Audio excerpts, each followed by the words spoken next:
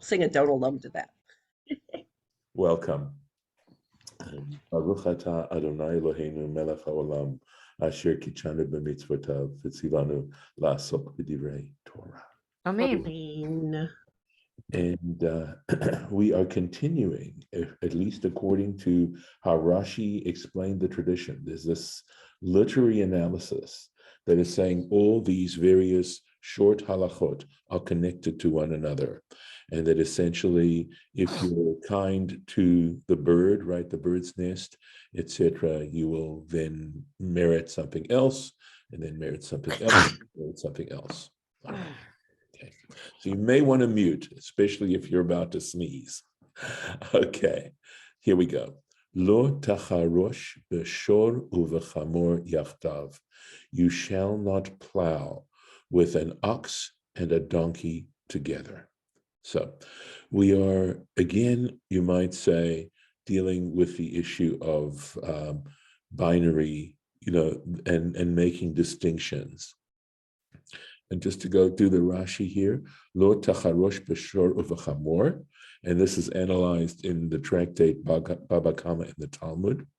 Hu hadin, all the more so, l'chol shnei minim, for two different species sheba'olam, that are in the universe. The hu hadin, and this is all the more so to drive them, okay, driving them together, yachad, kshurim, tied together, zugim, as a pair. Beholechet shum mas, beholchat shum masa, in taking or any kind of burden. And I remember distinctly my own late father mentioning this halakha and his understanding that the gait of a donkey is not the same as the gait of an ox, and that they basically, I imagine the ox would basically pull the donkey along. But it has something to do with consideration, and in this specific instance, cruelty to animals. And on a more subtle kind of level. You're not beating the animals, right? But you are hurting them by linking them together like this. But it does seem to suggest that you have to be respectful of species and the differences of the species. And you can't just use them any old way you like. And again, this, you could say that this is an underlining of the point that you've heard me make a lot of times, right? Of an attitude, a human attitude of, ain't no one gonna tell me what to do. And the Torah operates in just the opposite way. So, lo tilbash shatnez, you shall not wear shatnez. Shatnez is a combination of wool and linen, a garment that is made of a combination of linen and wool. And notice the verb that is used, lo tilbash, you shall not wear it. So, for example, in analyzing this carefully, suppose you have some bolts of wool and some bolts of linen, and if you want to carry them together, is that okay? And the answer, I believe, would be yeah, because the mitzvah is not to wear a combination of this. Let's take a look. This word shatnez doesn't sound like a Hebrew word at all, by the way. It's a very unusual construct. And he says, shatnez, Rashi says, is lashon iruv. It is, it has the connotation of blending something. So you can see how in some ways it, sorry, I think someone needs to mute. I'm hearing an echo. So it's, you can see that it's a... Harlan, please. Oh, yeah, well, I think the priests wear that. Only the priests, not you shouldn't wear it as a general person. Okay. Yes. Wool and linen. Okay. All right. That's yes, you're right. That is sort of an edict of the king, that is of God, in saying that in coming to certain priestly garments, that is permissible. Yes. but here I'm just trying to explain the basic word here, okay? Rabotenu Pirshu, and our sages explained, they made it as an acronym. Shua, okay, or Shoah, Teve Venuz. And this refers to the process of heckling. One of you, maybe Lauren, what is to fool something? A cloth or twine or something like that. I mean, you know that there's more to the verse than it doesn't end with the word shatnez. No, we're going here. Yes. Okay. Okay, sorry. Did I not finish the verse? No, Sorry. you didn't. Right. Okay, thank you. Yeah, I didn't. Tzemer upishtim, right? It defines it as tzemer, which is wool, upishtim, that is linen, yachtav, together, right? A combination of wool and linen. And yes, Harlan, you're right, actually, that it's not that the priests could generally wear such garments. It's just that in some of the specific garments that the priest wore, it was a combination of wool and linen. And we're going to find out that there's even a garment which a regular Israelite can wear that is a combination of wool and linen. But it has to do with some ritual issue. And I don't want to blend that issue with what we're trying to do right now. Okay. So here it uses with the vowels. It says shua, Okay. tavui, Yes. and news. Right. So shua must have to do with hackle. It says combed. Okay, so that's hackling. That's probably the same as hackling. And what's is Tavui spun. Yes, that I understand. And news English, woven. right? It could be also twined or something like that. Yeah. But the point is, what is to fool material? Like when you fool something, do you know what that is? I've never heard of fool or hackle. No. Right. But I think hackling is combing something out, and fooling might be again FOOL, FULL. FULL. Where did you get those with translations? Jastro. Okay.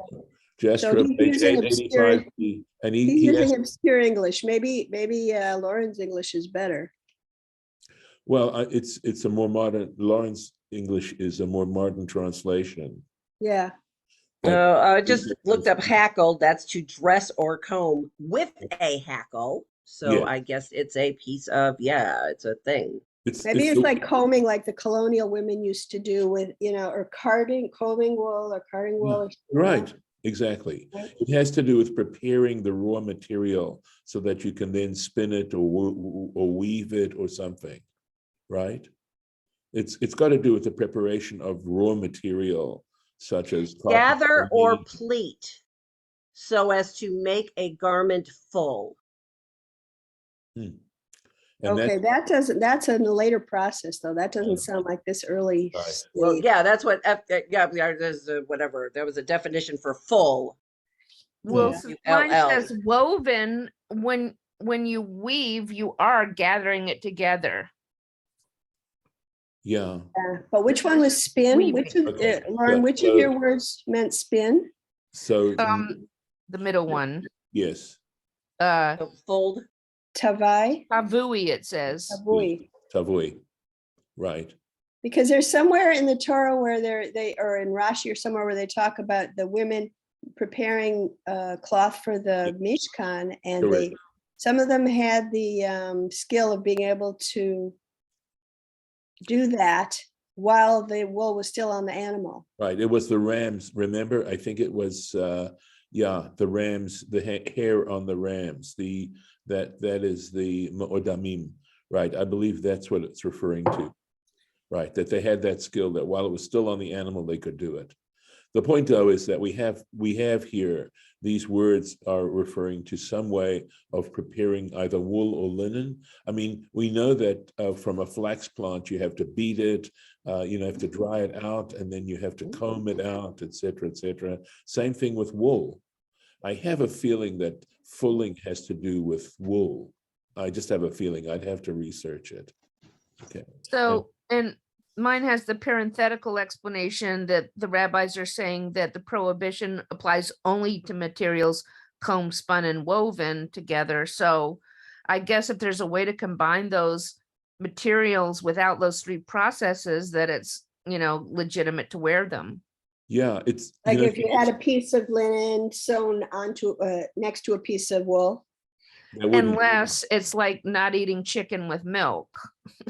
well, that's a rabbinic, right? That's a rabbinic edict. So here's the thing: I'm aware that very observant Jews will take their suits to someone who's an expert in this, and they're able to. I know that very often in the shoulder padding, they use some kind of basting that is linen on a wool suit, and they'll remove the basting, but still, I think they're able to keep the shape of the suit. But that doesn't mean that they're all twisted together, right? Just means it's right next to it, I would think. So just in There are terms, labs, there are some labs that analyze fabric to make sure they're not chutneys. yes, right. Chutney's Labs, correct. Yeah. Okay, all right. Let's keep going on this. All right.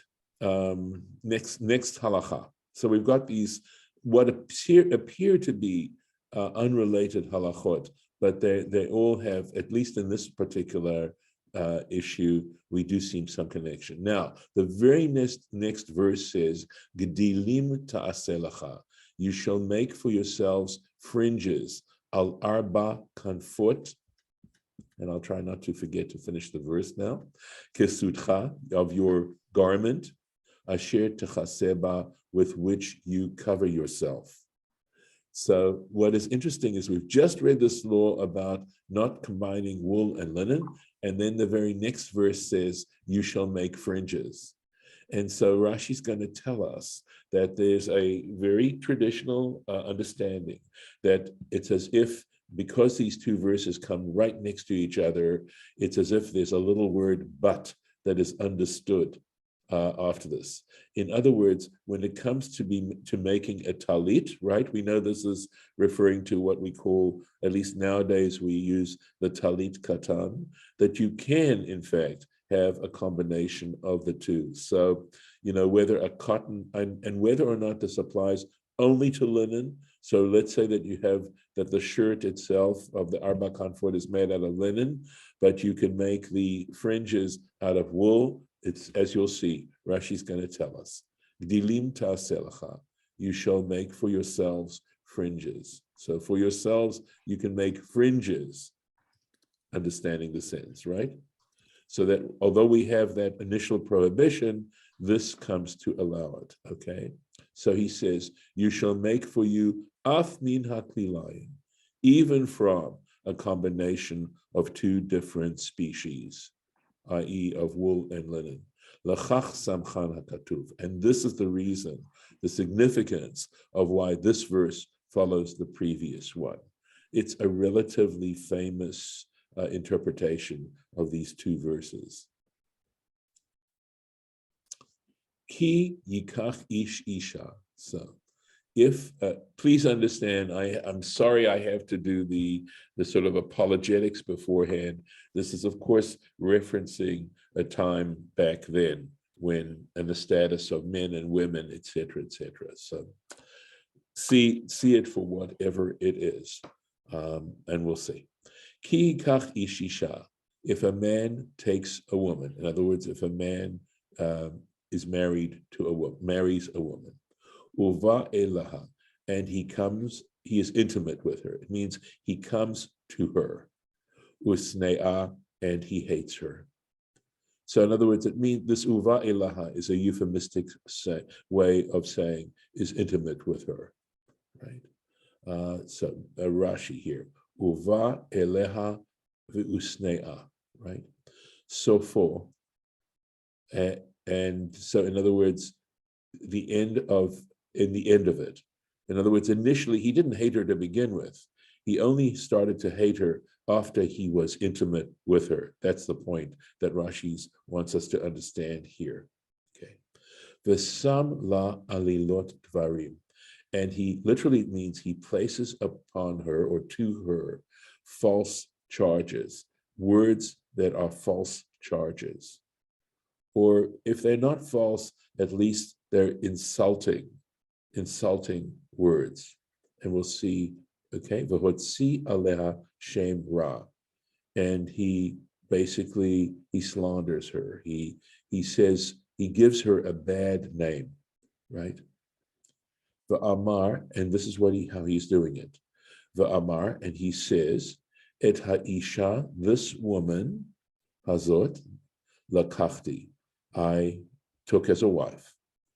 The ekrav eleha, and I was intimate with her. In other words, I drew close to her, literally is the Hebrew. Velo matzati la betulim, and I found no signs of virginity. She was not a virgin. So this is what he's claiming now. We'll go through this so that you can, I don't want to keep you in suspense, right? Okay. V'lakach avi hana'ara, and the father of the maid, the ima, and her mother, v'hutzihu et betulei hana'ara, and they shall bring forth the signs, the tokens of the maiden's virginity, el ziknei ha'ir, to the elders of the town, hasha'ara, to the gate. In other words, it now becomes a court case. I will tell you right now that the Rashi tells us this is a metaphor. It's not that they literally do this, but what they do is they bring evidence that in fact she was a virgin when he married her. We'll keep going. So the whole little piece here. For Amar Avi Hanara, and the father of the maid should say to the elders, El Hazkenim, to the elders, Et biti natati laish, I gave my daughter to this laish hazeh, to this man, laisha, as a wife. Vayisna eha, and he hates her. Vehine, and behold, husam alilot dvarim, he has given her a bad reputation, right? Literally, he has placed on her terrible words, right? Accusatory words, Lamor, saying, Lo matzati levitcha betulim, I did not find evidence of virginity in your daughter. Ve'ele betulei biti, and here is the evidence of her being a virgin. Ufarsu hasimla, again, understand what Rashi's going to tell us, right? They shall spread out the garment, lifnei ziknei ha'ir, before the elders of the town. So quite a lot to take here, right? V'lakhu ziknei ha'ir ha'i et ha'ish, and the elders of that town should take that man, vayisru oto, and they should punish him. Rashi tells us the nature of that punishment in this case, in this sense. The anshu oto me'a kesef. In addition, they will hold him. They will fine him 100 pieces of silver. V'natnu la'avi hana'ara, and they shall give it to the father of the maid. Ki hotzi shem ra, because he has taken out a bad name, right? He's given a bad reputation, al betulat Yisrael, regarding a virgin of Israel. V'lo tieh leisha, she shall become his wife.